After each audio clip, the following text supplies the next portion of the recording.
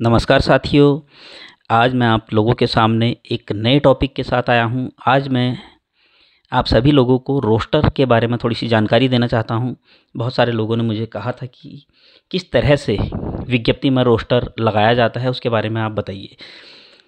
तो साथियों, जिस तरह से कोई भी विज्ञप्ति आती है, जितनी भी विज्ञप्ति आती है, किस तरीके से उसमें रोस्टर लगता है, कौन सा रोस्टर लगता है, तो उस रोस्टर के बारे में हम बात करना चाहते हैं। उत्तराखंड गवर्नमेंट द्वारा जो रोस्टर बनाया गया है, उसमें अनुसूचित जाति, अनुसूचित जनजाति, अन्य पिछड़ा वर्ग और आर्थिक रूप से कमज़ोर, इन 4 वर्गों को, अनुसूचित जाति को 19%, अनुसूचित जनजाति को 4%, अन्य पिछड़ा वर्ग को 14% और आर्थिक रूप से कमज़ोर को 10% आरक्षण दिया जाता है। इन चारों का कुल आरक्षण मिला के होता है 47%। और बाकी जो आरक्षण बचता है, बाकी जो सीटें बचती है, वो 53% बचती है, वो सामान्य वर्ग की होती है।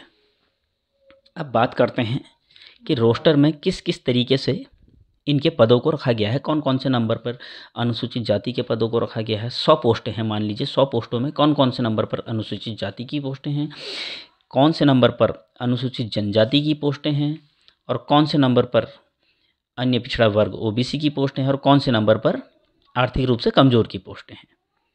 तो अनुसूचित जाति की जो पोस्टें हैं, उनको पहले नंबर पर, मान लीजिए एक पोस्ट आती तो वह एससी की होती है। पहली पोस्ट एससी की, छठी, 11वीं, 16वीं, 21वीं, 26वीं, 31वीं, 36वीं, 41वीं, 46वीं, 51, 56, 61, 66, 71, 76, 81, 86 और लास्ट 93। आप इनको काउंट कीजिएगा, पूरे 19। तो 19% जो आरक्षण मिला वो इस तरीके से मिला।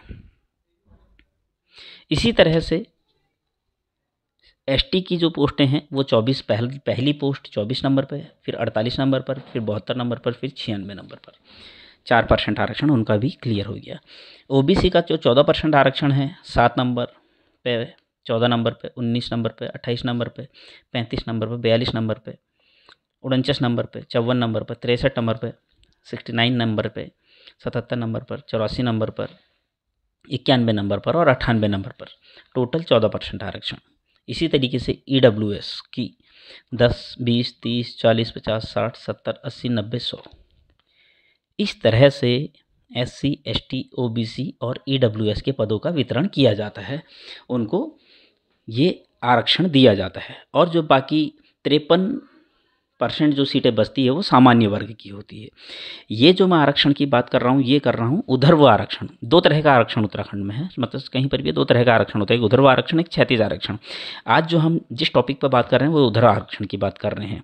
तो आप देख सकते हैं, कभी भी आपकी पोस्टें आती है तो आप रोस्टर के हिसाब से अपने पदों को देखिए कि क्या रोस्टर के हिसाब से आपको जो आपके पदों की संख्या है वो सही है या नहीं है। मैं हमेशा से इस बात को करता हूँ कि रोस्टर के हिसाब से क्या पद सही हैं या नहीं है।